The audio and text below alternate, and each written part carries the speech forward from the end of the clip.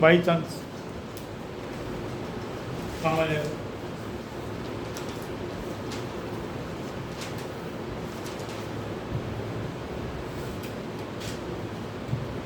अब हेडिंग डालिएगा। चलिए फिर हो गया अभी देखो।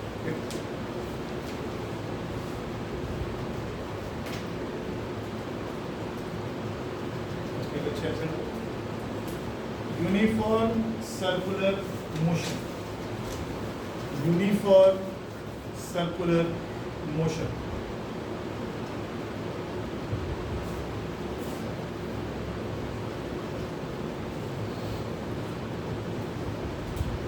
दो छोटी छोटी बातें इसके बारे में।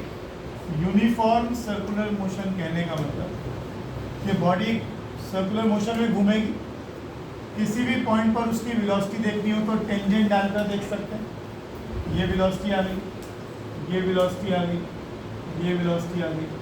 किसी भी पॉइंट पर आप टेंजेंट डाल लो तो आपको वेलोसिटी की डायरेक्शन मिल जाएगी। वेलोसिटी क्या होती है? स्पीड प्लस स्पीड बदलेगी तो वेलोसिटी बदलेगी, डायरेक्शन बदलेगी तो वेलोसिटी बदलेगी, दोनों बदलेगी तो भी वेलोसिटी बदलेगी। और वेलोसिटी के बदलने को क्या बोलते हैं? एक्सेलरेशन। इसका मतलब नाम पर ध्यान दो, क्या लिखा है? यूनिफॉर्म। ये क्या है? एक जैसा। यूनिफॉर्म का मतलब एक जैसा, एक जैसा मोशन। मान लो ये 10 मीटर पर सेकंड से बॉडी चल रही है, यहाँ भी 10 से चलेगी, यहाँ भी 10 से चलेगी, यहाँ भी 10 से चलेगी, तो ये तो बदली नहीं ना, स्पीड तो बदली नहीं, हर बार 10 मीटर पर सेकंड है। क्या बदली? डायरेक्शन। और डायरेक्शन बदली तो हम क्या बोलेंगे? क्या बदला? और वेलोसिटी के बदलने को क्या कहते हैं?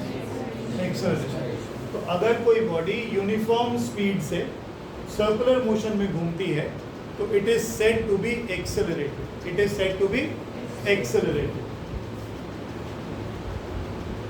बॉडी इज, थोड़ा सा लिख लो,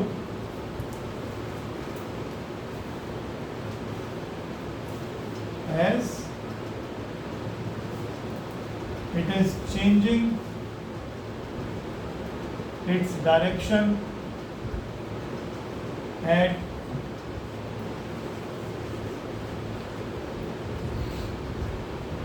every successive point। कैसा सर कितने नंबर आए थे फिजिक्स केमिस्ट्री में? हमारी क्लास में सेक्शन में तुम्हारा एक अच्छा। As it is changing its direction at every successive point।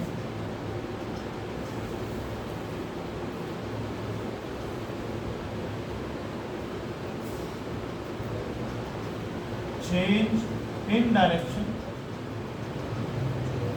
changes its velocity, and change in velocity is called acceleration. हम पढ़ रहे हैं यूनिफॉर्म सर्कुलर मोशन।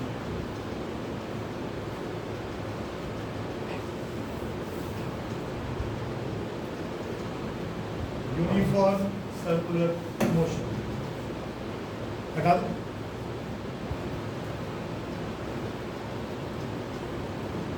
ये तो कुछ बच्चों का हो गया ना स्कूल में। किसका हो गया? तुम कह रहे थे तुम्हारा हो गया।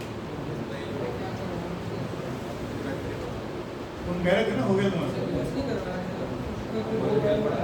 कुछ तो बनाया ऐसा मत करो। तुम लोग तो ध्यान से सुनते भी नहीं कुछ क्या कह रही है। एंगुलर डिस्प्लेसमेंट,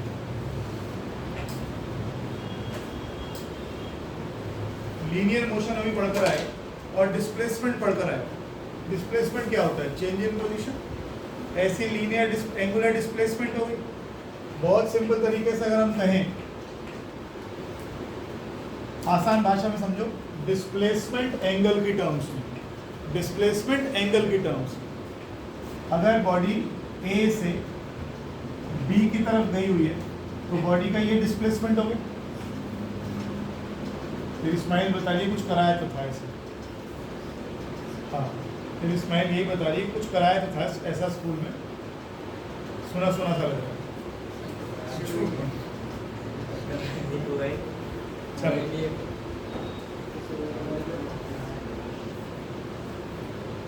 एक और चीज याद रखो, if delta theta is small,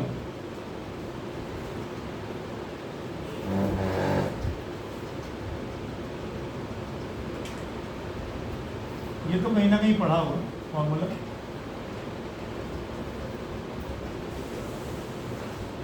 angle जो होता है वो आर अपॉन रेडियस के बराबर। नहीं पता था तो अब लिख लो, कोई दिक्कत नहीं, पढ़ा होगा छोटी क्लास में भी कहीं ना कहीं मैथ्स में पढ़ा होगा। अरे प्लीज पिछली क्लास में यार, ठीक। तो अगर थीटा छोटा है तो एंगल आर अपॉन रेडियस करके लिखा जा सकता है।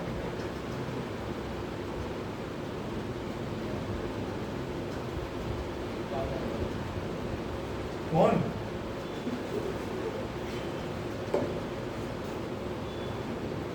टीचर्स की बुराई बुराई लगता है, हमारी जमात के लोग अच्छा लगता है, जैसे पढ़ा दिए ठीक है सुन लिया करो, क्या दिक्कत।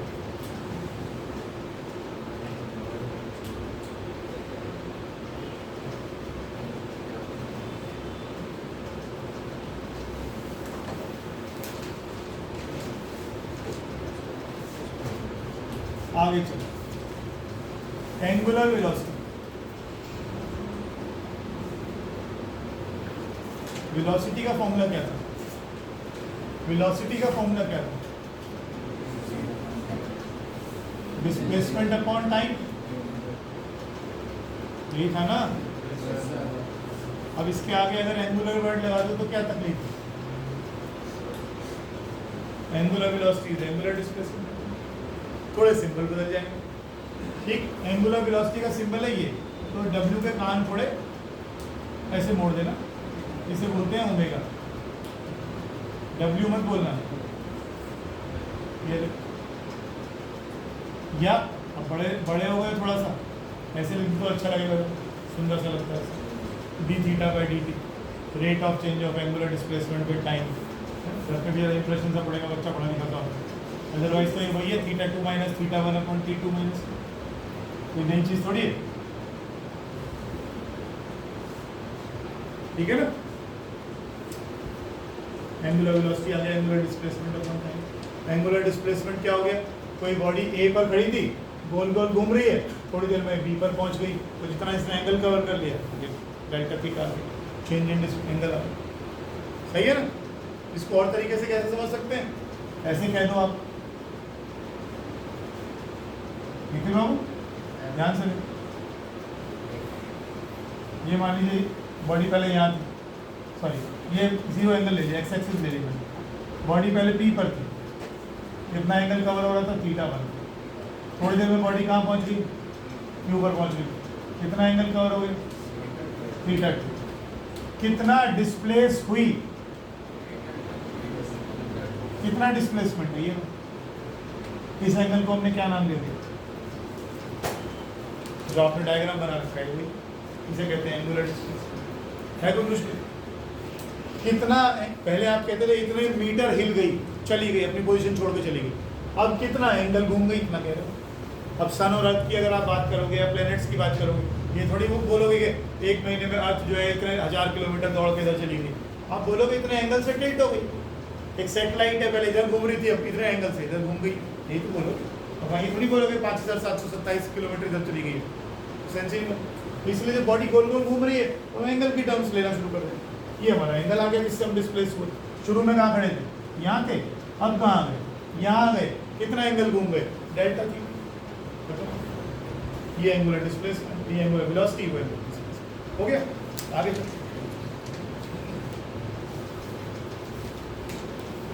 सिंपल सिंपल सी टर्म्स है। कई बार वो वर्ड यूज करेगा टाइम पीरियड, इसका हम सिंबल यूज करेंगे कैपिटल टी। कितने टाइम में कोई बॉडी एक चक्कर पूरा लगा लेती है, इसको टाइम लिखो, लिखो, चलो लिखो। Time taken by a body to complete 1 revolution along a circular path. Time taken by the body to complete 1 revolution along a circular path.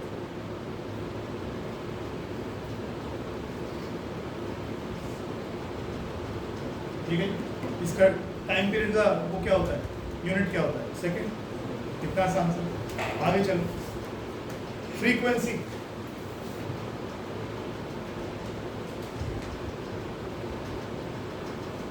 एक सेकंड में कितने चक्कर लगेगी, और क्या करें, एक सेकंड में कितने चक्कर लगाएगी. अगर कोई मोटर है, अगर आप कभी अपने घर में जो पानी उठाने वाली मोटर है उसके नज़दीक जाकर खड़े हो गए, उसके ऊपर एक प्लेट लगी रहती है, उस पर लिखा रहता है कितनी रोटेशंस, आरपीएम लिखी रहती है, रोटेशंस पर मिनट.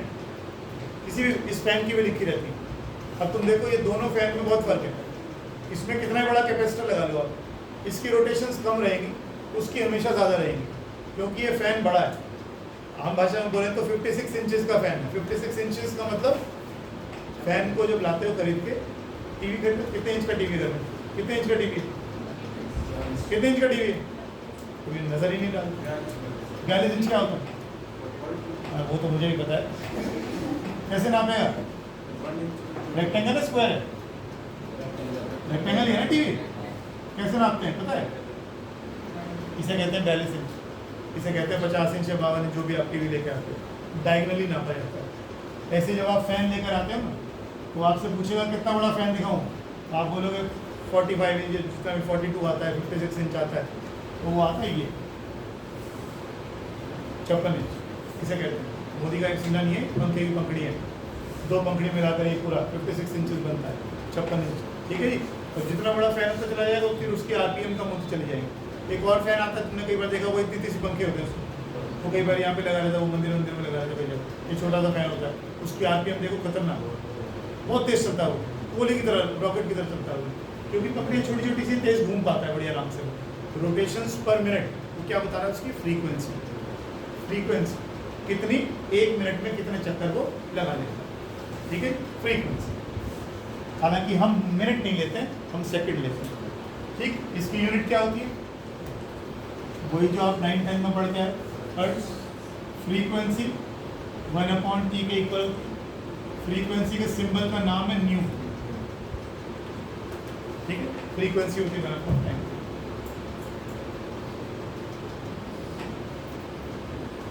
हटाओ.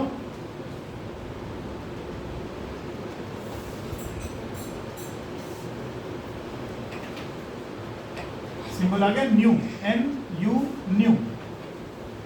आगे चलो. Relation between angular velocity, frequency and time period. Relation between angular velocity, अब सिंबल लिखा है उज्जवल.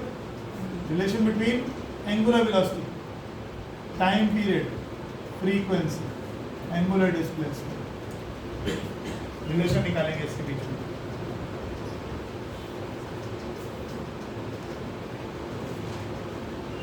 बिल्कुल लड्डू सी चीजें कुछ है ही नहीं करने. एंगुलर वेलोसिटी का क्या फॉर्मूला लिखा था, एंगुलर डिस्प्लेसमेंट अपॉन, मान लो बॉडी एक चक्कर पूरा लगाती है, एक चक्कर पूरा लगाते हैं, कितना टाइम लगेगा, कैपिटल टी. कितने डिग्री घूम जाएगी, कितने डिग्री घूम गई, 360 डिग्री घूम गई. अब डिग्री में नहीं लेते हम किस में लेते हैं, मैं यूनिट बताना भूल गया. एंगुलर डिस्प्लेसमेंट यूनिट क्या है, एंगुलर वेलोसिटी यूनिट क्या है, रेडियन पर सेकंड. टाइम पीरियड यूनिट क्या है, सेकंड. सेकंड का सिर्फ S लिखा जाता है, मैं SEC लिख रहा हूँ लिखने के लिए. और फ्रीक्वेंसी यूनिट क्या है, ठीक है. पाई रेडियन में 180 डिग्री हो, तो अगर बॉडी पूरा घूम गई है तो कितने रेडियन हो गए. अगर बॉडी 360 डिग्री घूम गई है तो ये क्या है उसका, एंगुलर डिस्प्लेसमेंट. जब मैं जब देखा करूँ तो आंखें दाएं बाएं नहीं होनी चाहिए, ध्यान है इस बात का. बहुत छोटे हो तुम मेरे से, बिल्कुल आंख नहीं ले दाएं बाएं, जिससे कह रहा हूँ कुंडलन वाली दीदी. ठीक, बहुत छोटा मेरे से, बहुत छोटे, इसलिए आंखें दाएं बाएं ना हो बिल्कुल भी. 2 पाई रेडियन, 2 पाई रेडियन. ठीक है जी. जब बॉडी अभी हम क्या क्या पढ़ रहे थे शुरू में, ये बॉडी यहाँ से यहाँ घूम जाती है, इसे क्या कहते हैं, क्या नाम था इसका, एंगुलर डिस्प्लेसमेंट। एंगुलर अब कितनी डिस्प्लेस हो गई, कितनी घूम गई, 360 डिग्री घूम गई। ठीक है, थीटा कितना आ गया, ओमेगा का फॉर्मूला क्या लिखा था, थीटा बाय वेलोसिटी का फॉर्मूला क्या होता है, डिस्प्लेसमेंट अपॉन टाइम, या एंगुलर वर्ड आ गया। कितना थीटा घूम गई बॉडी, कितने टाइम में, एंगुलर वेलोसिटी 2π/t हो। 1/t किसे कहते थे, फ्रीक्वेंसी ना, तो इस 1/t को लिख सकता हूँ फ्रीक्वेंसी, तो ओमेगा को और क्या लिख सकते हो, 2π/ν 2π/t रिलेशन है। बिंदु को सही नहीं कर करो।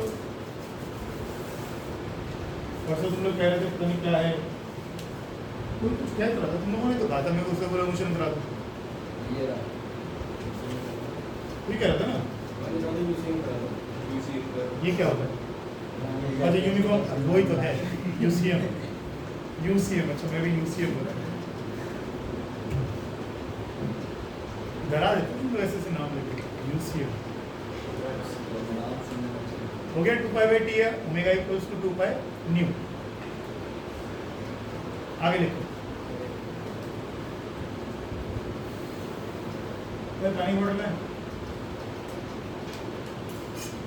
मिल जाएगा,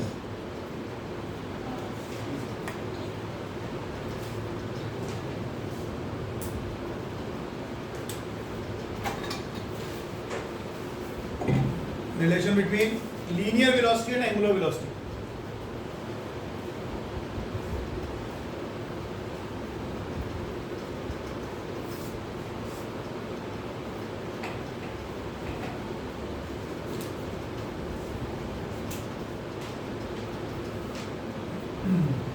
लीनियर मोशन और uniform circular motion, angular motion. Displacement किससे लेते हो, एस या एक्स से, यहाँ डिस्प्लेसमेंट किससे ले लो, वेलोसिटी किससे ले लो, linear velocity, v angular velocity omega, और नहीं टेंशन तो कुछ नहीं। एक्सेलरेशन क्या सिंबल है, यहाँ सिंबल आएगा अल्फा। इन दोनों में भी रिलेशनशिप निकलेगा और इन दोनों में भी रिलेशनशिप निकलेगा। इसका हम निकाल चुके, इसका हम निकाल चुके, ठीक। आगे चलो, वेलोसिटी और एक्सेलरेशन में सिंबल निकालो और रिलेशन निकालो। देखो मान लो कोई बॉडी सर्कुलर मोशन में घूम रही है,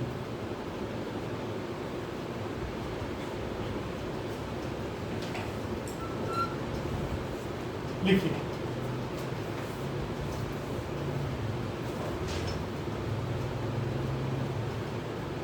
मैं इसका इंट्रोडक्शन वगैरह कुछ नहीं लिखा रहा हूँ, टाइम लगेगा उसमें। कि बॉडी मान लीजिए सर्कुलर मोशन में घूम रही है, ठीक है, और उसने कितना आर्क कवर कर लिया, डेल्टा एस, कितना एंगुलर डिस्प्लेसमेंट आ गया, कितना एंगुलर डिस्प्लेसमेंट आ गया, डेल्टा थीटा, और रेडियस क्या है पाथ का, आर, ठीक है। अब ना रिलेशनशिप एक्चुअल में ये आएगा, निकाल सकते हो फिर कुछ जुगाड़ करके। डेल्टा एस क्या है, लीनियर डिस्प्लेसमेंट। आप इस रास्ते जा रहे हो ना, तो अगर मैं आपसे पूछता हूँ कितने मीटर चले गए, तो आप ये बोलोगे, ये लंबाई बता दो आपकी, तो ये क्या है इसका, लीनियर डिस्प्लेसमेंट। ये क्या है इसका, एंगुलर डिस्प्लेसमेंट, यही नहीं है। और डिस्प्लेसमेंट को जब डिफरेंशिएट करते हो तो क्या मिलता है, डिस्प्लेसमेंट को डिफरेंशिएट करते हो तो क्या मिलता है, वेलोसिटी। तो v equals to R omega निकालना, सोचो निकाल दोगे, मुझे मालूम है, एक शॉट में निकाल दोगे। लीनियर, ये रिलेशनशिप डिराइव कर रफ में, यहाँ मत खराब करो मुझसे।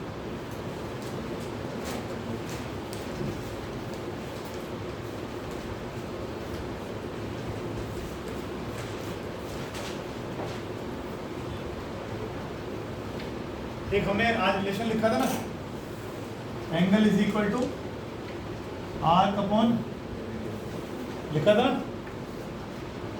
अगर मैं डिस्प्लेसमेंट को टाइम से डिवाइड करता हूँ तो क्या आता है, लीनियर वेलोसिटी। अगर मैं एंगुलर डिस्प्लेसमेंट को टाइम से डिवाइड करता हूँ तो क्या आता है, एंगुलर वेलोसिटी। यही होता है ना, मुझे टाइम से तो डिवाइड करना है, मेरा काम हो जाएगा। देखो क्यों ना इसको हम ऐसा कर दें,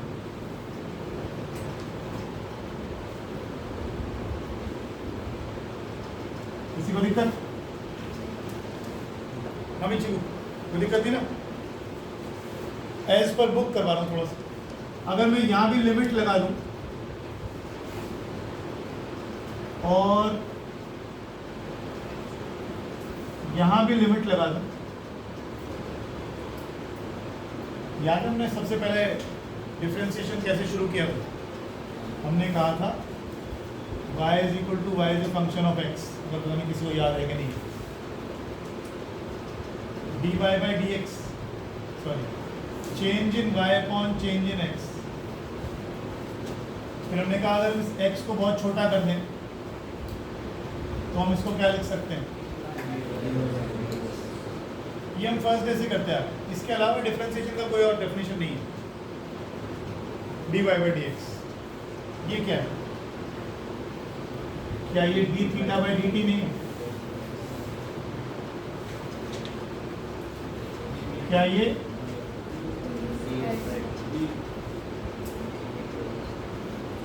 नहीं है? इसको क्या बोलोगे? रेट, हाँ बढ़िया, rate of change of angular displacement with time क्या होता है? Angular velocity. ये क्या है? Linear velocity. आगे कि नहीं आगे? v equal to R omega.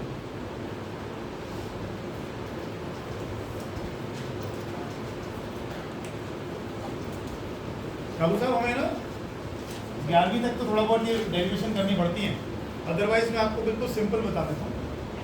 ये तो मुझे दिखाना पड़ता है क्योंकि आपके एग्जाम में आता है, अदरवाइज आप इसको सिर्फ ऐसे देखो। क्या ये बात समझ में आती है? दो फॉर्मूले बता रहा हूँ।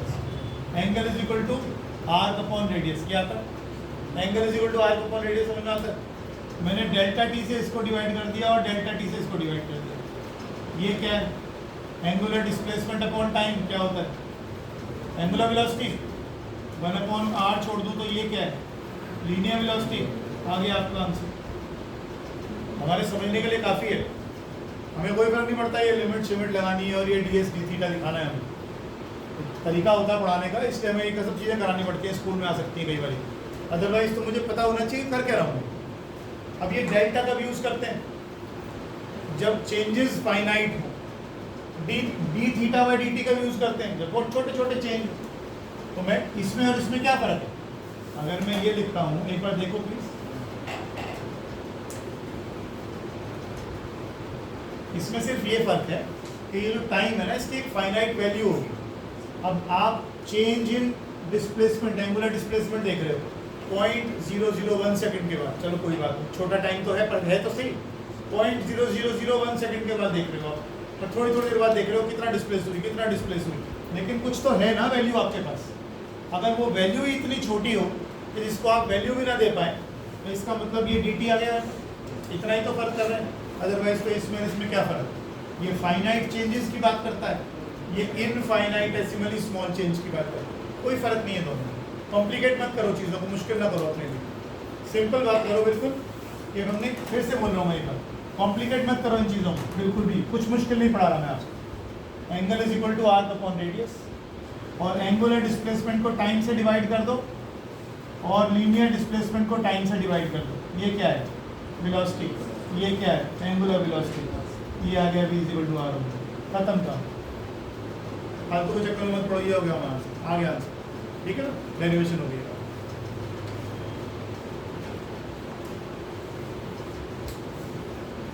अभी क्या फॉर्मूला लिख के बैठे हो? v equal to R omega. ये क्या था? डिस्प्लेसमेंट। डिस्प्लेसमेंट को टाइम से डिवाइड करा तो क्या है? वेलोसिटी। वेलोसिटी को टाइम से डिवाइड करूंगा तो क्या आएगा? एक्सेलरेशन। बस चेंज चेंज चेंज लगाता जाऊंगा उसमें। भाई मैं ये तो नहीं लिख रहा ना थीटा बाई टी, मैं तो कह रहा हूँ change in angular displacement upon change in time. क्या बोल रहे हो? Angular velocity. अब ऐसे ही ये आ गया मेरे पास। अगर मैं दोनों तरफ डिफरेंशिएट कर दूं,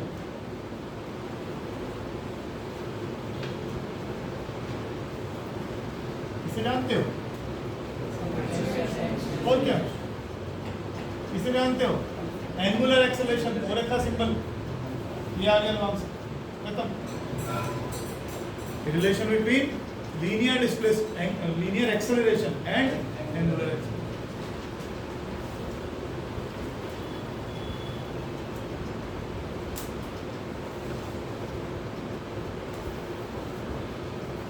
2 मिनट का ब्रेक, पढ़ लो जब तक कराए। जो डाउट है अलग से बुला के पूछना, अलग से पूछना। इनमें पता है चीज़ों में बदलाव कहाँ आते हैं? जब वो स्पेसिफिकली पूछता है ना आपसे, जब स्पेसिफिकली पूछेगा इंस्टेंटेनियस वेलोसिटी, तब आपको लिखना पड़ेगा इंस्टेंटेनियस वेलोसिटी इसे कहते हैं। शुरुआत में हमने क्वेश्चंस करे थे, एवरेज वेलोसिटी निकालो, इंस्टेंटेनियस वेलोसिटी निकालो, तब फर्क आता था चीज़ों में, तब हमें डेरिवेशन या डिफरेंशिएशन लेनी पड़ती। अदरवाइज बिल्कुल रॉ तरीके से करें तो ये खत्म है हमारा काम। ये क्या है? Instantaneous angular velocity, instantaneous linear velocity, ठीक है ना? तब हम लेते हैं इन चीज़ों।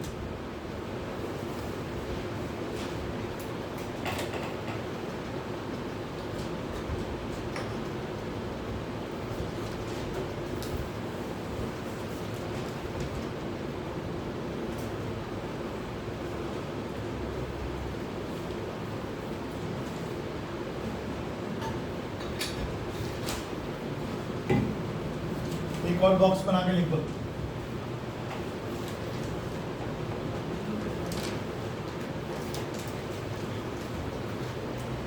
ये एक्सेलरेशन कैसी क्वांटिटी? वेक्टर, डायरेक्शन भी देनी चाहिए हमें।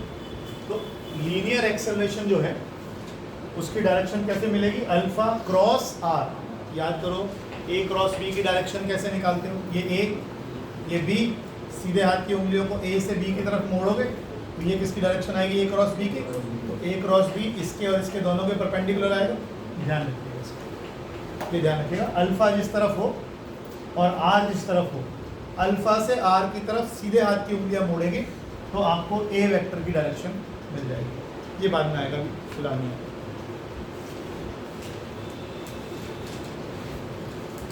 देख लो पिछला वाला सारा देख लो, कुछ दिक्कत लग रही है, कुछ समझ में नहीं आया तो बताओ मेरे को।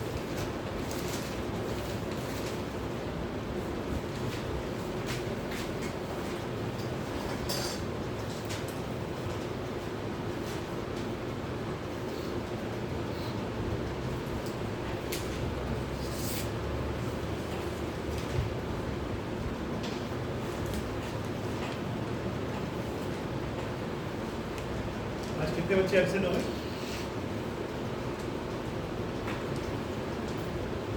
यहाँ हो गए कैनल से। लड़कियों में एब्सेंट कौन है? हर्षिका। अच्छा, वो भी नहीं है। अच्छा, छोटी सी लड़की।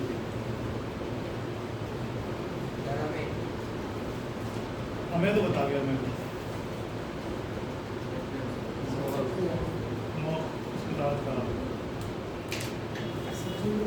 है? वो अच्छा,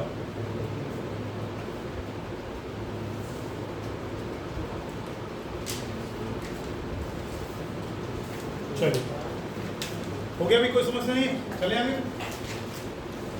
आगे अगला जो डेरिवेशन आ रहा है ये आपके एग्जाम में आएगा पक्का। टीचर्स को बड़ा पसंद आएगी, 2-4 डेरिवेशन है देने के लिए। रिलेट लिखो।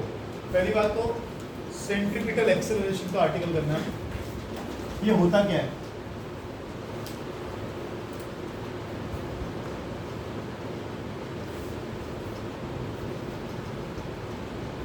बनाइए।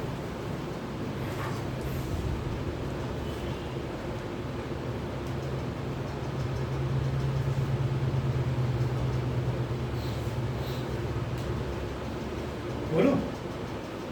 देखिए, जब भी कोई बॉडी यूनिफॉर्म सर्कुलर मोशन में घूमती रहती है, और अब मैं बार बार इस बात को समझा रहा हूँ, यूनिफॉर्म सर्कुलर मोशन का मतलब स्पीड नहीं बदलेगी, मात्र डायरेक्शन बदलेगी, स्पीड नहीं बदलेगी। ठीक है।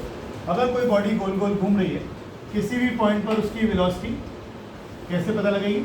टेंजेंट डाल के पता लगेगी। अगर ये बॉडी गोल गोल घूम रही है, देखो किधर जा रही थी? इधर जा रही थी ना। आपको नहीं लग रहा किसी चीज़ ने पकड़ के ऐसे खींच लिया, ये मुड़ गई ऐसे? अगले पॉइंट पर डायरेक्शन कैसी आई? अगले पॉइंट पर डायरेक्शन कैसी आई? लग नहीं रहा इसको, ये जा तो ऐसे नहीं थी, इसको इधर खींच लिया गया। फिर जा तो ऐसे नहीं थी, इधर खींच लिया। जा तो ऐसे नहीं थी, इधर खींच लिया। इसका मतलब कोई चीज़ ऐसी लग रही है फोर्स जो इसको गोल गोल घूमने पर मजबूर कर रही है, वो किधर को लग रही है? सेंटर की तरफ लग रही है, सेंटर की तरफ लग रही है। इस फोर्स को बोलते हैं centripetal force. Centripetal force, centripetal का मतलब होता है सेंटर सीकिंग, यानी वो फोर्स जो किसी भी सर्कुलर मोशन के सेंटर की तरफ लगती है। कोई भी बॉडी गोल गोल घूम रही है, कोई भी बॉडी, उसको कोई ना कोई फोर्स लग रही होगी जो उसको बांध कर रखे हुए और सर्कुलर मोशन में घूमने के लिए मजबूर कर रही है, ठीक। और जिस तरफ फोर्स लगेगी उस तरफ एक एक्सेलरेशन भी होगा, उसे हम बोलते हैं सेंट्रीपिटल एक्सेलरेशन, सेंट्रीपिटल एक्सेलरेशन। और उसी का डेरिवेशन अब हम करने जा रहे हैं, सेंट्रीपिटल एक्सेलरेशन। क्लियर है चीज? देखो, एक्सप्रेशन फॉर सेंट्रीपिटल एक्सेलरेशन।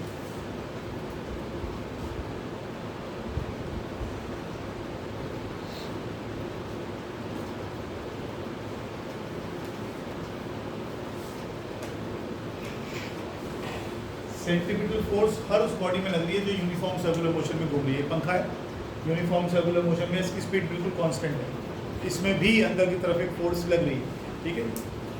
अर्थ के चारों तरफ सन के चारों तरफ अर्थ चक्कर काट रहा है, लगातार काटे जा रहा है। ये रहा सन, ये रही अर्थ, चारों तरफ चक्कर काटे जा रहे हैं, काटे जा रहे हैं, काटे जा रहे हैं, सालों से काटे जा रहे हैं। रास्ता तो बदलता नहीं है अपना, कुछ तो है जो इसको सर्कुलर मोशन में घूमने के लिए मजबूर कर रही है। कोई फोर्स तो है जो इस तरह से लग रही है, जो उसको बांध कर रखे हुए अर्थ। ये सन है और ये अर्थ। वो फोर्स, वो सेंट्रीपिटल फोर्स कौन दे रहा है? Gravitational force.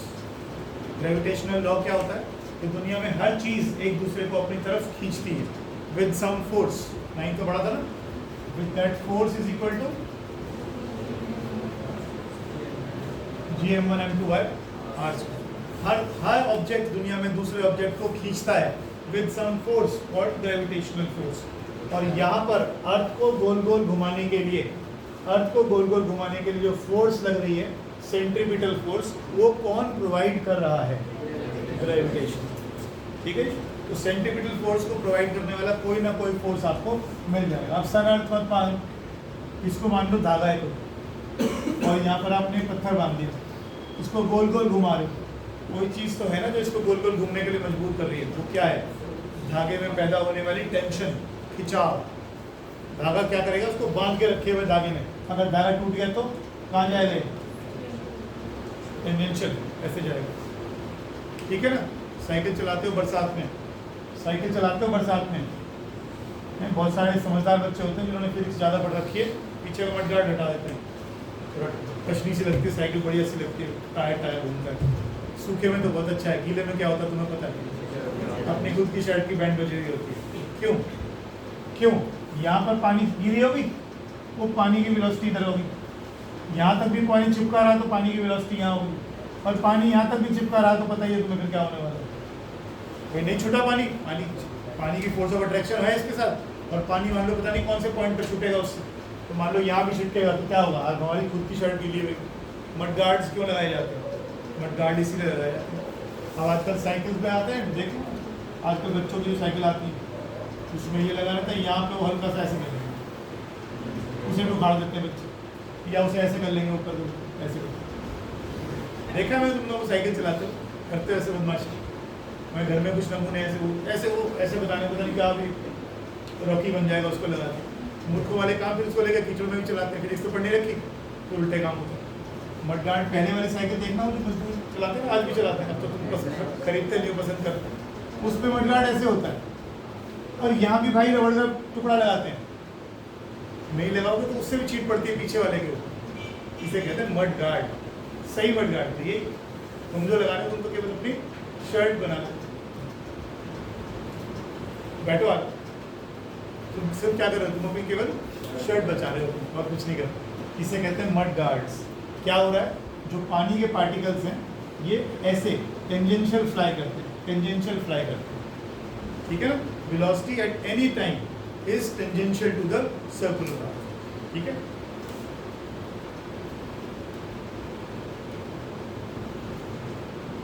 डायग्राम।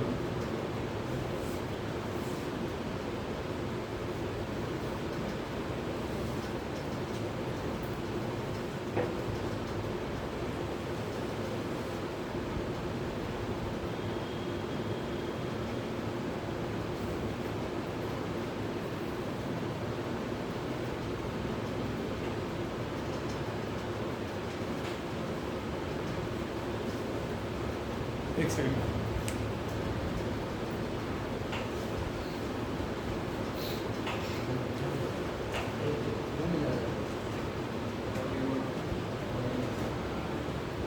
चलो चलो करते चलो करते चलो।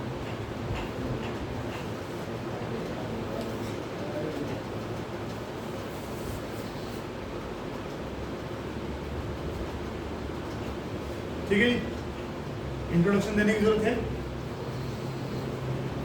एक सेकंड।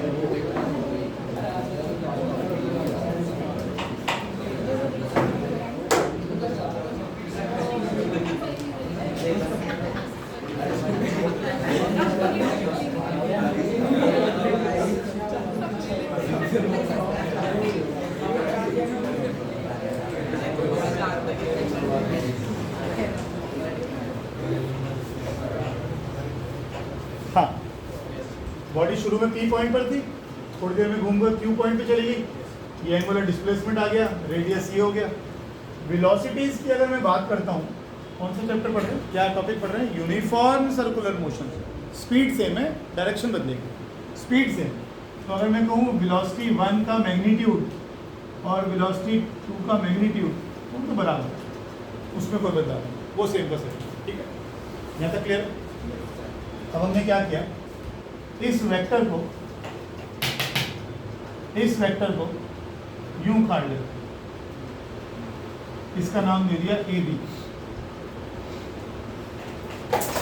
ठीक है जी, ये कौन सी वेलोसिटी है? v1 करें, है ना?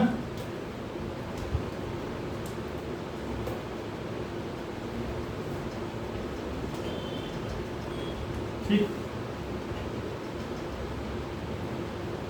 ये कौन सा वेक्टर होगा?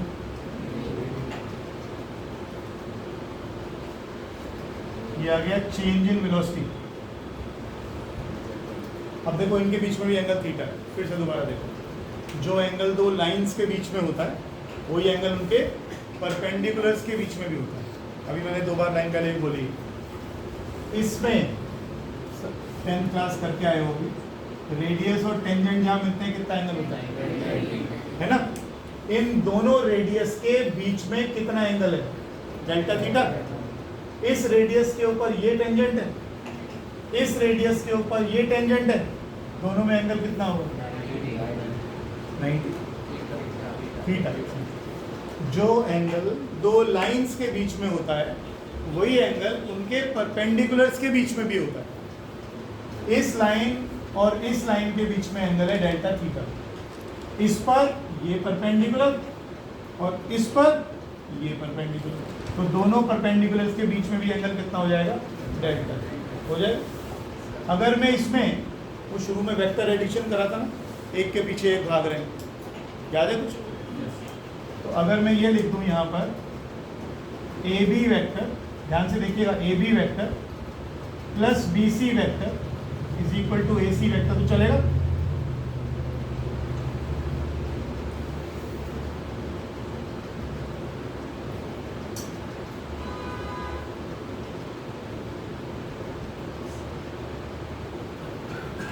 देखना कुछ समझ में आया? मना करना सीखो, मना करना सीखो क्लास में, मना करना सीखो। नहीं आया ना? एक वेक्टर ये रहा, एक वेक्टर ये, दो वेक्टर को जोड़ना सिखाया था मैंने ठाकुर साहब आपको। ये रहा वेक्टर ए, ये रहा वेक्टर बी, ऐड कैसे करते हैं? इसके हेड पे इसकी टेल लगा दी, तो इसको उठा के मैंने बी को यहाँ लगा दिया, लगा दिया। अब पहले वाले की टेल से और आखिरी वाले के हेड तक कौन सा वेक्टर आया? रिजल्टेंट वेक्टर आया। जरा वहाँ देखना, ये वेक्टर, इसके हेड पे दूसरा वेक्टर, तो तीसरा वाला वेक्टर ये रिजल्टेंट हो जाएगा। तो ये वेक्टर कौन सा? v1 plus delta v is equal to v2। v2 माने ac, वैल्यूज डाल दी, तो डेल्टा v के आ गया v2 माइनस। आराम से देख लो, कोई नहीं, समझ में नहीं आता मना करना सीखोगे, मैं नहीं आ रहा। और कोई तरीका निकालूंगा?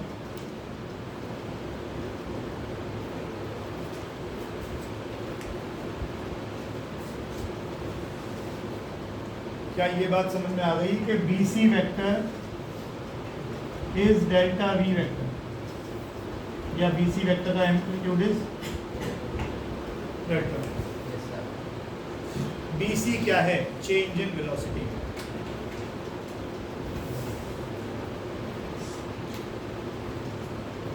हेलो, गलत करा दी। अब ठीक, हाँ जी, नहीं आ रहा? देख लो भी, किसी को दिक्कत है तो।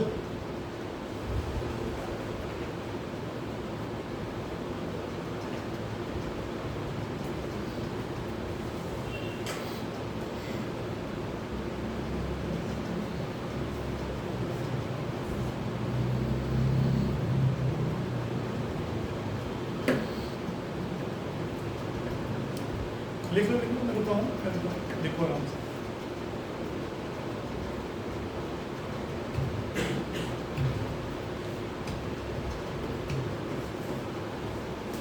जब बॉडी यहाँ थी तो टाइम था t, जब बॉडी यहाँ है तो टाइम है t प्लस।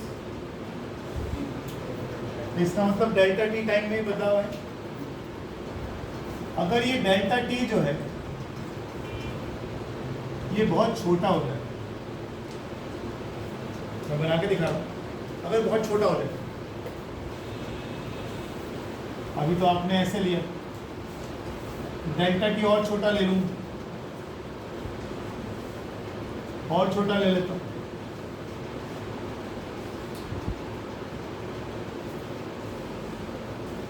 ले लिया। तो इस आर्क में और इस कॉर्ड में कोई फर्क रह जाएगा? यहाँ देख, पी क्यू क्या है? कॉर्ड, और ये क्या है? आर्क। ये अभी तो दिखाई दे रहा है कि आर्क लंबी है और एक कॉर्ड छोटी है। ये आर्क लंबी है, घूम के जा रही है, और ये कॉर्ड छोटी है। लेकिन अगर मैं इस डेल्टा टी को छोटा ले लूँ तो ये बंद होता जाएगा, और बंद होता जाएगा, और बंद होता जाएगा। अगर ऐसी स्थिति में पहुंच गया तो आर्क में और कॉर्ड में डिफरेंस क्या रह जाएगा? है कोई फर्क? अगर मैं यहाँ पहुंच गया तो आर्क में और कॉर्ड में डिफरेंस क्या रह जाएगा? कोई फर्क नहीं रह जाएगा। अगर डेल्टा टी बहुत छोटा हो गया तो आर्क पी क्यू की लेंथ कॉर्ड पी क्यू के बराबर हो जाएगी। एक ही चीज समझते चलो, कोई जल्दी नहीं है, समझ में आ गई बात?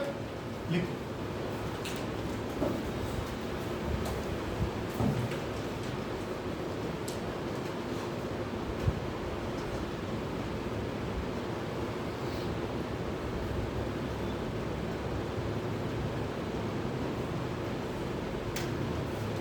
जरा ट्राइंगल पीओक्यू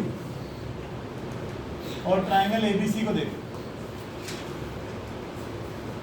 जरा ट्राइंगल पीओक्यू और ट्राइंगल एबीसी को देखो।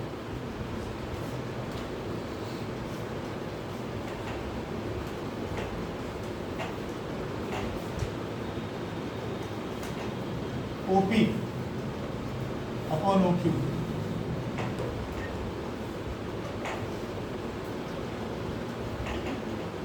क्या ही ठीक लिखा है मैंने? लगाओ दिमाग लगाओ बेटा, एक बार देख ले बच्चे इधर।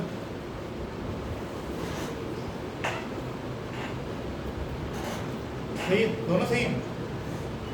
ओपी क्या है? रेडियस। ओ क्यू क्या है? ए बी की लंबाई किसके बराबर है?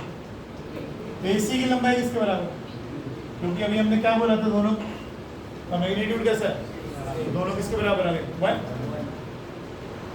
ये दो साइड्स का रेशो और ये दो साइड्स का रेशो बराबर आ रहा है, और इन दोनों साइड्स के बीच का एंगल भी सेम आ रहा है।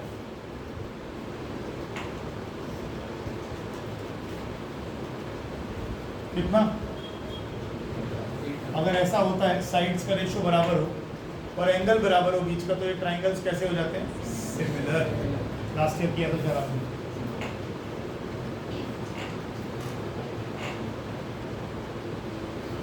क्या हो? कैसे आवाज आ रही? थोड़ा सा बेंच खड़े होकर आए रहे, बहुत ही मामूली से, बस बस। POQ similar to ABC। आराम से देखो, उज्जवल लोग बोला करें, अगर समझ में नहीं आया तो बताएं। आराम से सोचो, लिखो, खुद लिखो, देखो समझ में आ रहा है कि नहीं आ रहा।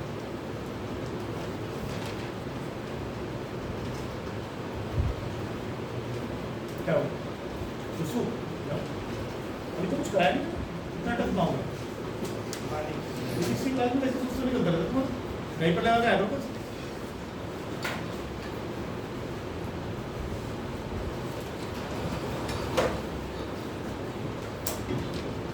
आगे चलो। अगर ऐसा हो गया, क्या मैं ऐसा लिख सकता हूँ?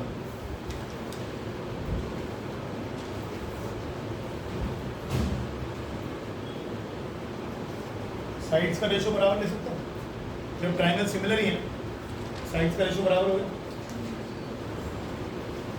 PQ लेंथ किसके बराबर है?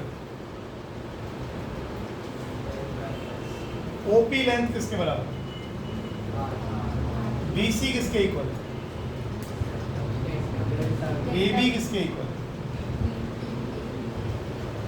कोई दिक्कत नहीं?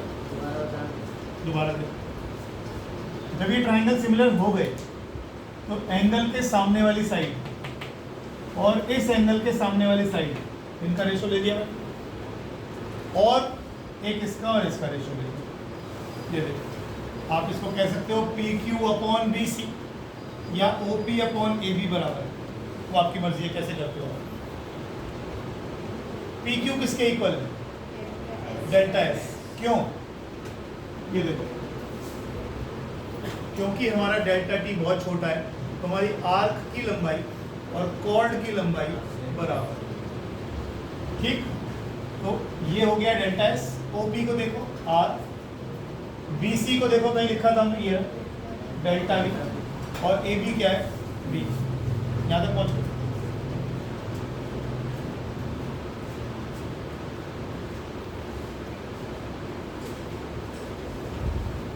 यहाँ तक पहुँचो, सोच लो अच्छे से।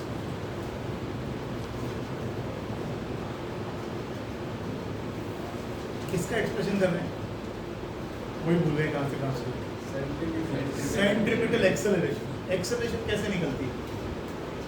Change in velocity upon time. आने लगा कुछ कुछ, डेल्टा भी निकलने लगा मेरे पास, डेल्टा भी निकलने लगा।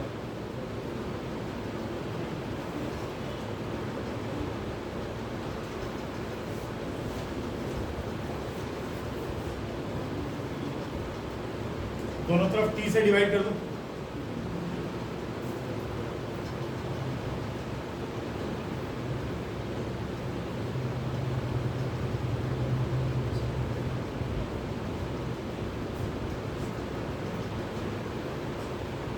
एग्जाम में आएगा 500% बता रहा हूँ, अगर टीचर करवाएगी तो मोस्ट इंपॉर्टेंट आर्टिकल आएगा डेरिवेशन। अगर मैं दोनों तरफ लिमिट लगा दूँ,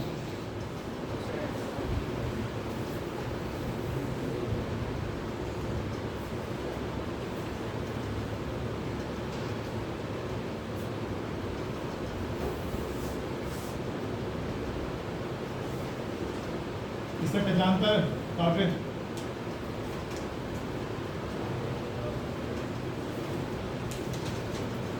क्या लिखूं इसकी जगह? बढ़िया, ओके।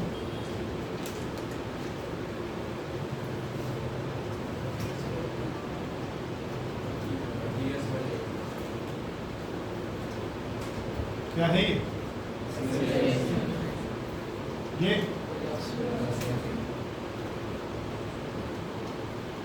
इसे कहते हैं centripetal acceleration, v square by R. Centripetal force का फॉर्मूला याद है? हाँ, सेंट्रीपिटल फोर्स का formula mv square by R. तो m मास इनटू क्या होता है? Force, acceleration. ये रहा एक्सेलरेशन का formula v square by R. तो ये सेंट्रीपिटल एक्सेलरेशन का फॉर्मूला लिख लो।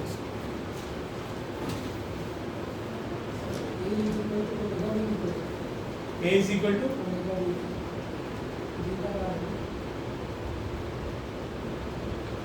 V by R। हाँ, क्यों लिखना? कंसेप्ट दूसरा, कंसेप्ट दूसरा है। अभी हम फिलहाल इस चीज पर फोकस कर रहे हैं कि जब बॉडी यूनिफॉर्म सर्कुलर मोशन में होती है तो उसकी वेलोसिटी और जिस सर्कल में वो घूम रही है रेडियस, वो एक दूसरे के 90 डिग्री पर हैं। अगर ऐसा होता है तो बॉडी पर एक अंदर की तरफ फोर्स और एक्सेलरेशन लगता है, उसे बोलते हैं सेंट्रीपिटल एक्सेलरेशन। उसका आर्टिकल कर लेंगे। आप v/r से कुछ भी चेंज कर लीजिए, वो एक अलग बात है, लेकिन बिल्कुल स्टैंडर्ड फॉर्मूले का बात है, ठीक है।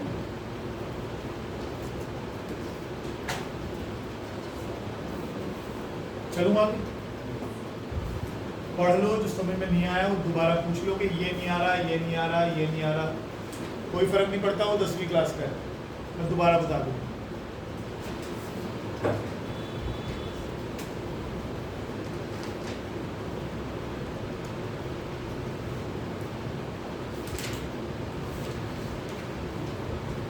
आपके यूनिफॉर्म सर्कुलर मोशन का पार्ट खत्म हो गया, सिर्फ थ्योरी।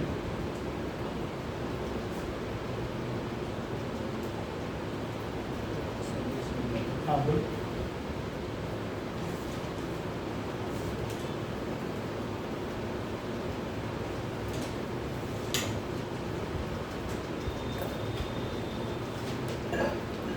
अब हमेशा ही सर्कुलर मोशन यूनिफॉर्म तो होता नहीं, हो सकता है बॉडी गोल गोल घूम रही है और उसकी स्पीड पहले 10 हुई, फिर 11 हुई, फिर 12 हुई, फिर 13 हुई, यानी स्पीड भी लगातार बढ़ रही। अब देखो, if body moving in a circular path is accelerating, यानी यूनिफॉर्म नहीं है, नॉन यूनिफॉर्म, एक्सेलरेटिंग। अब ध्यान से देखिएगा, ये तो लगेगा ही लगेगा। कौन सा एक्सेलरेशन है ये? Centripetal acceleration. किधर लगेगा? सेंटर की तरफ लगेगा, ये तो लगना ही है। लेकिन क्योंकि वेलोसिटी बढ़ रही है, अब उसके पास एक एक्सेलरेशन और होगा, इसको हम बोलते हैं टेंजेंशियल एक्सेलरेशन। वेलोसिटी किस डायरेक्शन में थी? वेलोसिटी किस डायरेक्शन में है? टेंजेंशियल। तो वेलोसिटी बढ़ रही है तो एक्सेलरेशन भी किस डायरेक्शन में हो गया? टेंजेंशियल। अब एक ही जगह पर उसके पास दो एक्सेलरेशन, एक एक्सेलरेशन लग रहा है सेंटर की तरफ, एक लग रहा है टेंजेंशियल।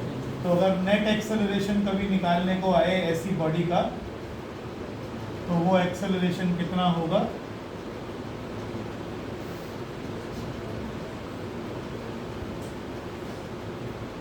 नेट एक्सेलरेशन लिखो। अगर कोई बॉडी सर्कुलर मोशन में घूमते हुए भी एक्सेलरेट कर रही है, एक्सेलरेट कर रही है,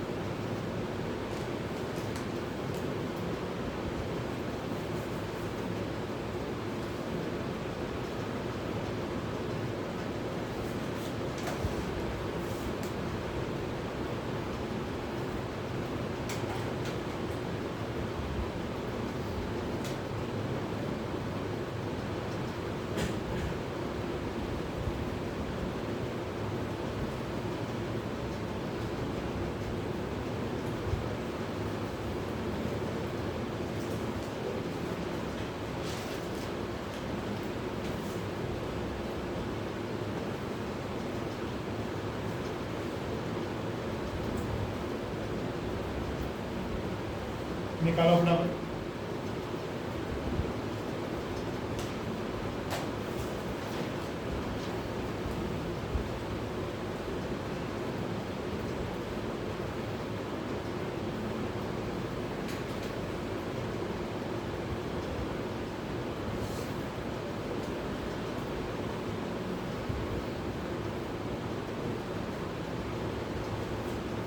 जो आज थ्योरी करी उसी के ऊपर बेस्ड है, देखो कर पाते होंगे।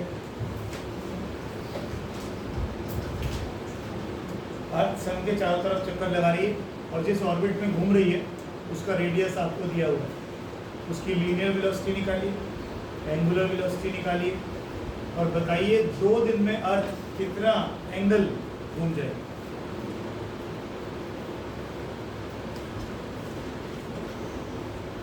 वन अर्थ जो है एक चक्कर पूरा कितने दिन में लगाती है?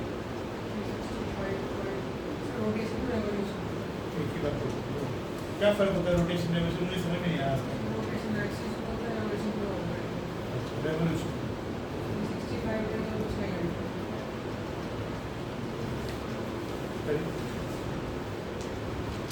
आसान है, बहुत आसान है, अभिनव को बहुत आसान है, करिए, मुश्किल नहीं है इसमें।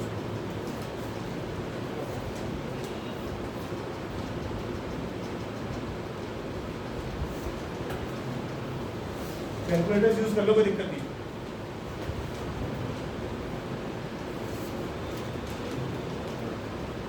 इसे बनाने की जगह अगर आप फॉर्मूले लिखते तो आसानी से बनाएंगे। फॉर्मूले लिखते जो आप यूज करेंगे वो फॉर्मूले लिखते। हाँ है ना, कितना होगा?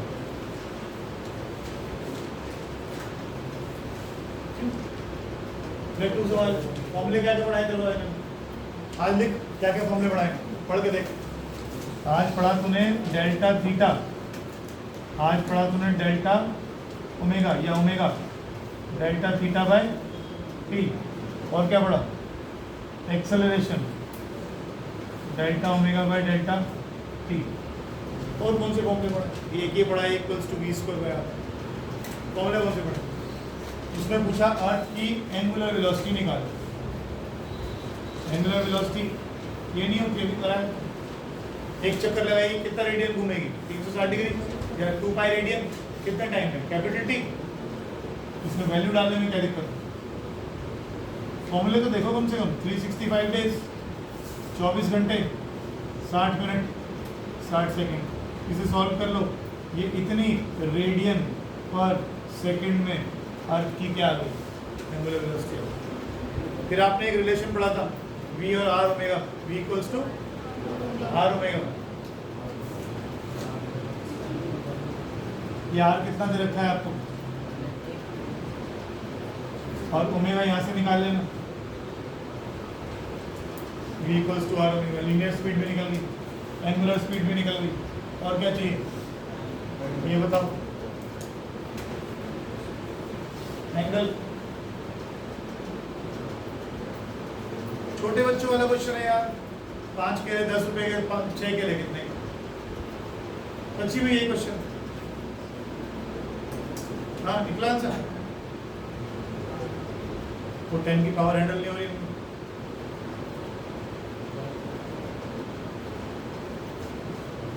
365 डिग्री, 365 दिन में, 365 दिन में कितना घूम जाएगी यार? कितना एंगल घूम जाएगी?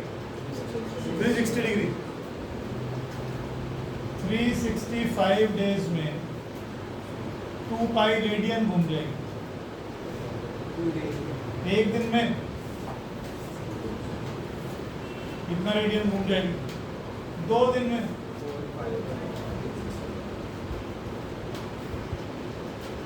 खत्म हो गया क्वेश्चन। 2 पाई मतलब 360 डिग्री। 360 डिग्री 365 दिन में 365 डे वो 360 घूम जाएगी। एक दिन में 360 से डिवाइड कर 2 दिन में कितनी? इंटू 2 खत्म। पाई की वैल्यू चल डाल दो।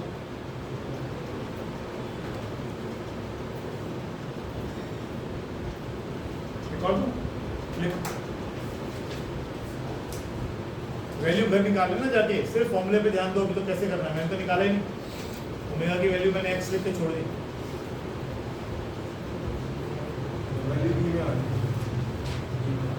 कैसे आ जाएगी? ई में नहीं आती, उसे एरर बोलते हैं। एरर में कैसे कैसे आ जाएगी? तेरे सामने कोई ऐसी वैल्यू नहीं डाली एरर में आएगी।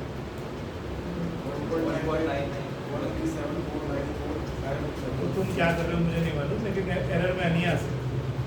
बड़ा कैलकुलेटर बेकार फेंक दे पूरे। हाँ, इन्होंने गलत करा है कुछ। कैलकुलेटर में 10 डिजिट तक तो वैसे दिखाता है। कोई बात नहीं, कोई बात नहीं।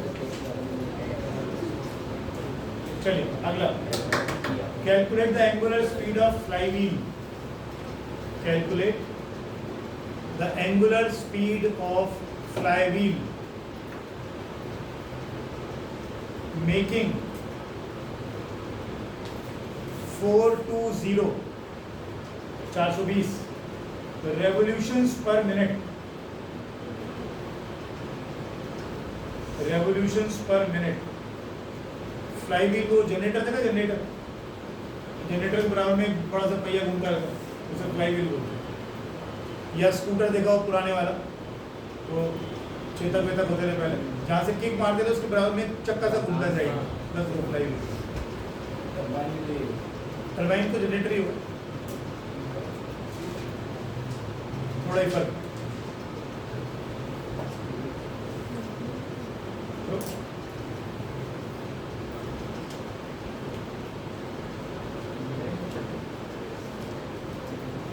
कृष्ण बाबू जल्दी करिए, इतना टाइम क्यों लगा रहे हैं यार, बड़ा खराब हो जाएगा।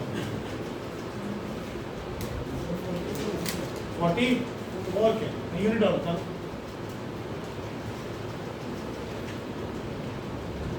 यूनिट यूनिट यूनिट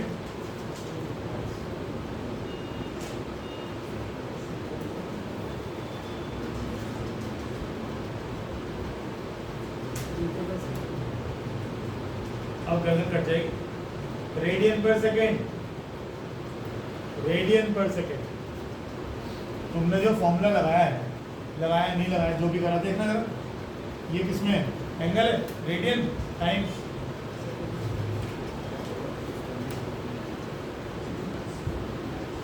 क्या दिया हुआ है उसने? आपको दिया हुआ है इतने रेवोल्यूशंस पर मिनट। रेवोल्यूशंस पर मिनट में क्या चीज होती है? रेवोल्यूशंस पर मिनट में क्या चीज होती है? फ्रीक्वेंसी।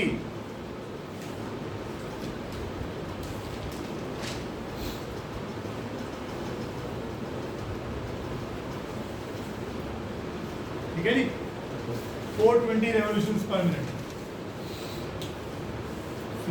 फ्रीक्वेंसी क्या होती है? रेवोल्यूशंस पर सेकेंड। पर एक मिनट में अगर इतनी है तो रेवोल्यूशंस पर सेकेंड आ गया। एंगुलर वेलोसिटी पूछा है, 2 पाई बाय टी कह दो, या 2 पाई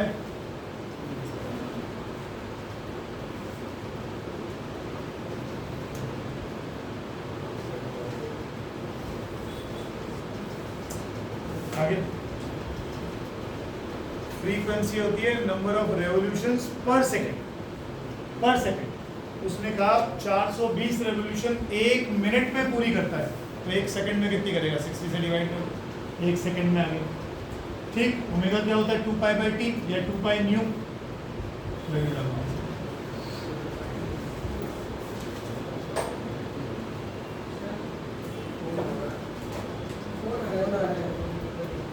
फोन आ रहा है।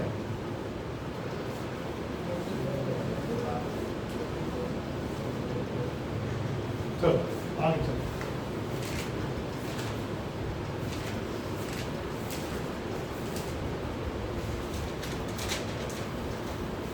आज एक अच्छा क्वेश्चन दिख गया, वो करा देता हूँ पहले। थ्योरेटिकली पूरा हो गया।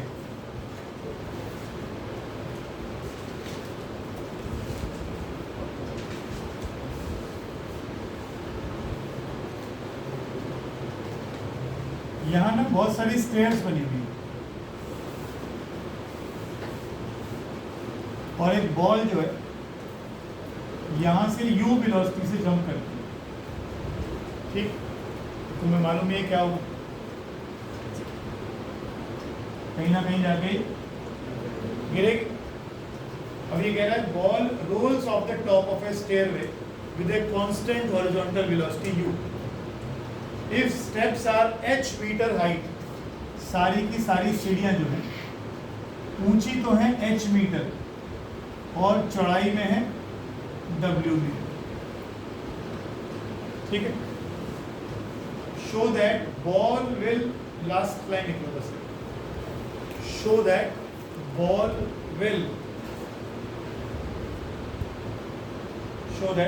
will just hit the edge. Ball will just hit the edge of nth step if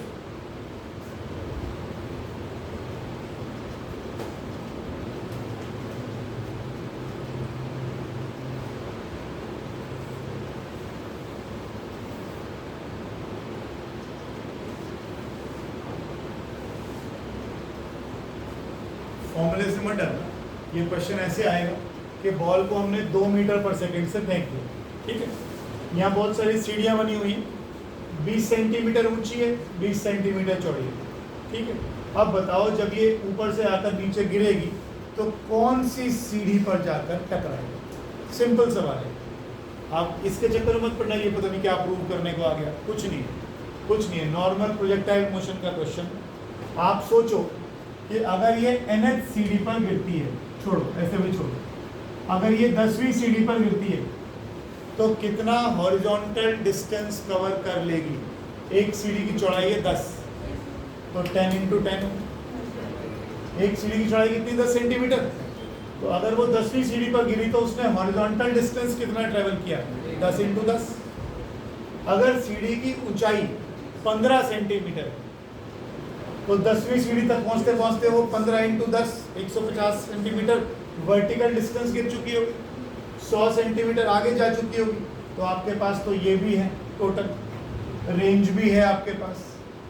आपको अगर कुछ भी पूछा जाए तो बता दोगे। अब बस वैल्यू ही तो नहीं है, एच और डब्ल्यू में दिया हुआ है, आपको ये प्रूव करने के बताइए वो सीढ़ी कौन सी है, 10वीं है, 5वीं है, 7वीं है, उतनी कोशिश करो हो जाए। रेंज क्या होता है? याद करो, रेंज का फॉर्मूला, रेंज होता है स्पीड इनटू टाइम। ऐसे ही तो करना, ऐसे ही तो करना, करो। रेंज किसके बराबर आएगी इस क्वेश्चन के हिसाब से? हाँ, कितने किसके बराबर आएगी? W के हिसाब से बताओ, NW। देखो धीरे धीरे पहुंचा दोगे तुम मेरे को आराम से। ये देखो ये पहुंच, कुछ तो बना। क्या कह रहा हूं मैं? यहाँ अगर W विड्थ है इसकी और 10वीं सीढ़ी पर गिरी तो 10W नहीं हो गया? हम कह रहे हैं nth सीढ़ी पर गिरी तो NW, तो रेंज कितनी आ गई? NW। और हॉरिजॉन्टल रेंज में क्या नहीं बदलता? U। स्पीड इनटू टाइम क्या होता है? बोलो, स्पीड इनटू टाइम क्या होता है? डिस्टेंस। रेंज एक स्टेप बना। अब वर्टिकल को पकड़ो, अब वर्टिकल को पकड़ो।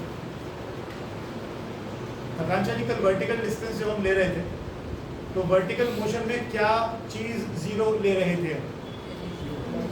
Initial velocity, initial velocity zero ले रहे थे। ऐसा कुछ कभी बन जाएगी?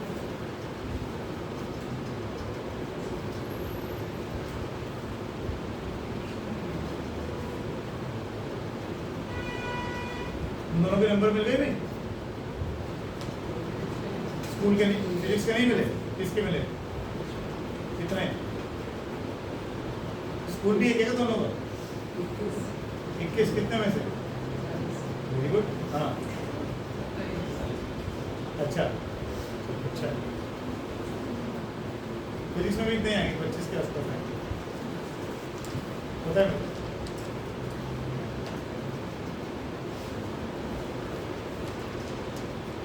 मेहनत जो है ना उतनी होनी जितनी होनी चाहिए।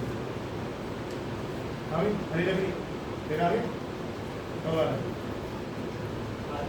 तेरा तो पेपर भी तो ऐसा आया था तो बात छू इतना शांत, मतलब 40 में से 42 आने चाहिए। वर्टिकल डिस्टेंस कितना? वर्टिकल डिस्टेंस में तुमने इनिशियल वेलोसिटी कितनी ली थी? वेलोसिटी ली थी 0। अब अगर हम बात करें h is equal to ut plus half G T square, यही हो कितनी हाइट नीचे आ गया है, एक की हाइट कितनी है h, तो टोटल कितनी होगी nh।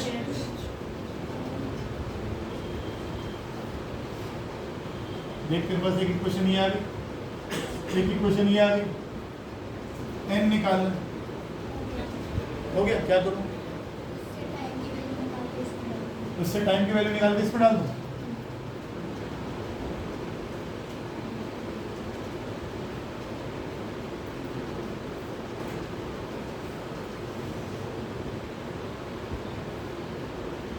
आगे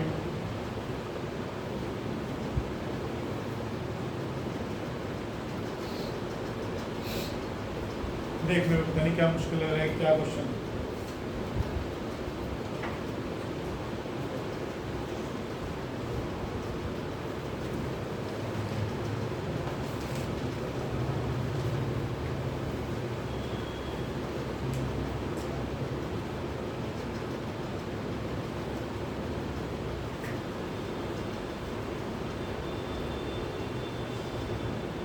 क्वेश्चन लिखो, eight which points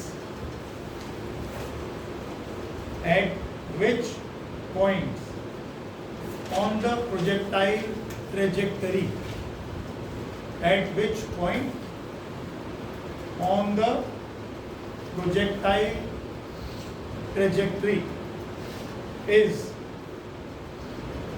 the number one potential energy maximum, number two kinetic energy minimum,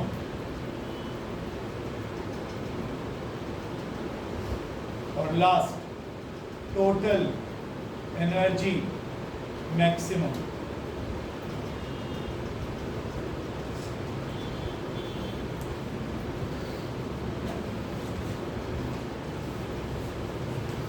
बताइए, पिछला वाला पूरा हो गया तो हटा दो बोर्ड से, किसी का रह तो नहीं गया?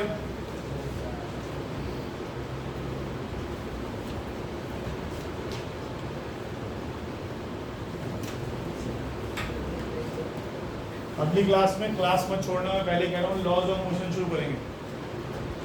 बहुत इंपॉर्टेंट चैप्टर है, बहुत ही ज़्यादा इंपॉर्टेंट है। लॉज ऑफ मोशन शुरू करेंगे अगली क्लास में। डॉक्टर का मजाक उसे ठीक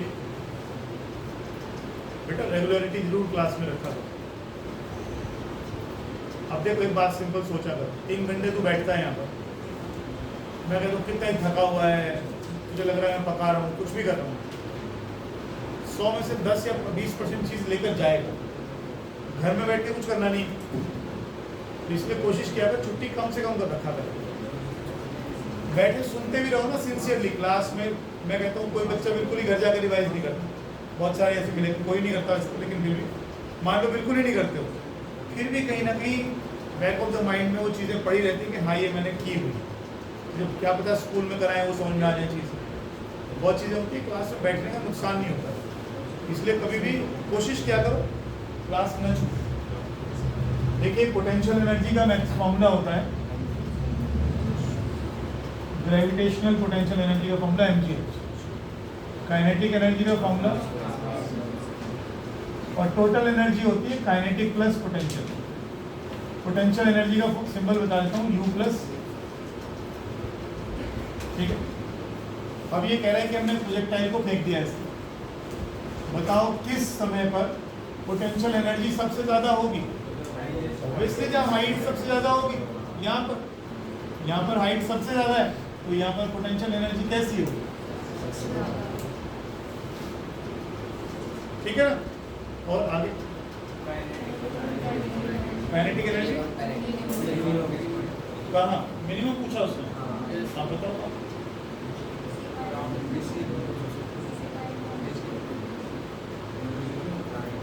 जब आपने बॉल को फेंका, जब आपने बॉल को यहाँ से फेंका, ये बॉल दिख रहा है, तो आपने एनर्जी लगाई होगी इसमें।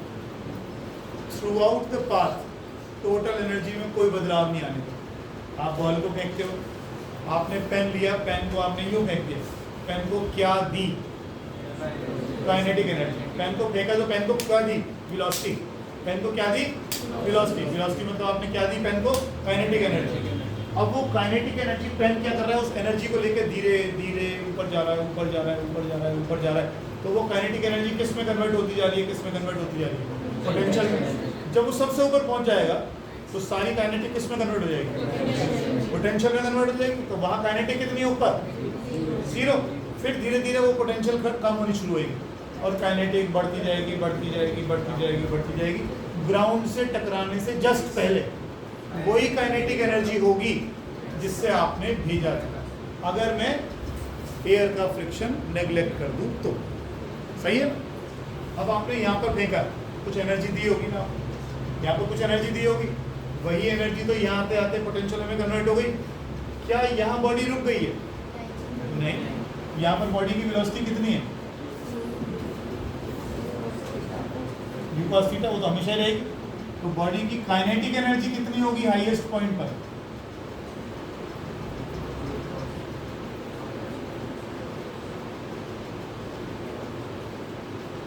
काइनेटिक एनर्जी एट द, और ये कैसी होगी?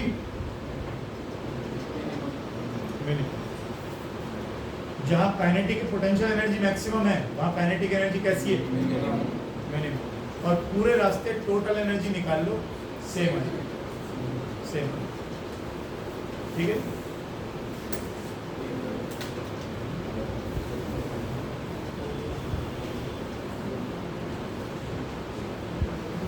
निकाल के बताओ।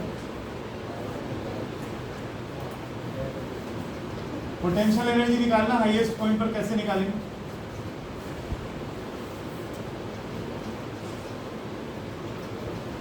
mgh, h का फॉर्मूला याद दिलाओ।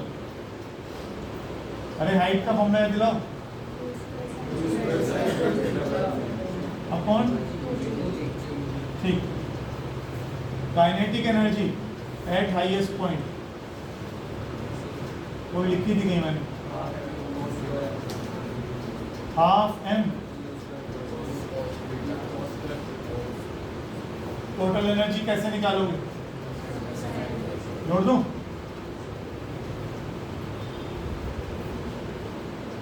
Half m u square common है,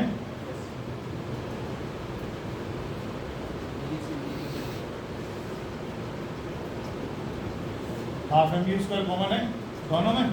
अंदर क्या बचा? ये कितना होता है? ये सारा हो गया 1। टोटल एनर्जी कितनी आ गई?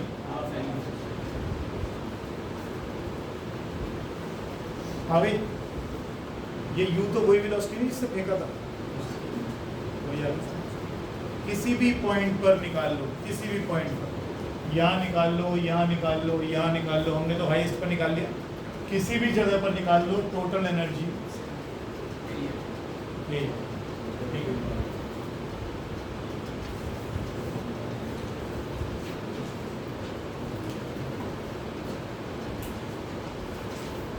अभी हमने वो भी नहीं करे ना, रेन वाटर रेन वाले क्वेश्चन, वो भी करेंगे अगली क्लास में, वो शुरू करेंगे। वो रह गए हमारे, एक कल मैं इनको क्वेश्चन करवा रहा था बच्चों, वो भी करते जाओ, सब टाइम हो जाएगा।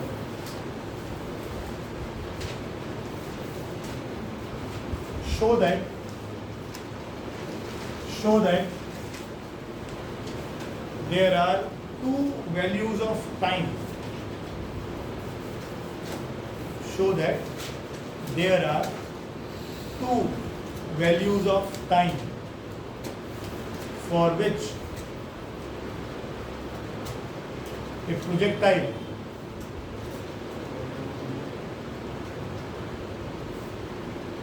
कहाँ है? सारा लिख लिया था? अच्छा तब तुम थे। For which a projectile is at same height.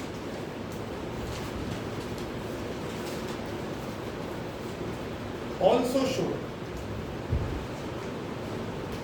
also show that sum of these two heights times also show that sum of these two times is equal to time of flight.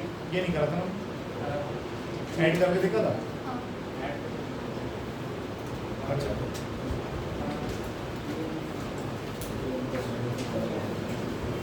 देखो जरा फिर से देखो पंच, इधर देखो, दो values है time की जिसके लिए बॉडी सेम हाइट पर होगी। कब?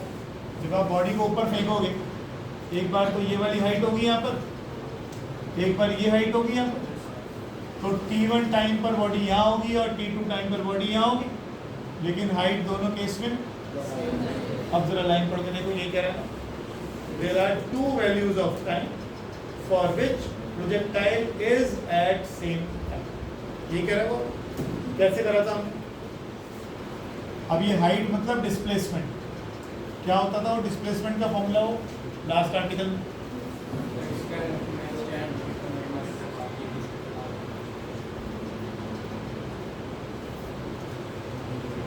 याद है किसी को? कहां से आया था? अभिनव बाबू याद है? पाथ इज पैराबोलिक, वहां से उठाइए क्वेश्चन में। ठीक, यहां तक पहुंच गए। आप टी स्क्वायर को इधर ले आइए, इसको इधर उठा लाइए,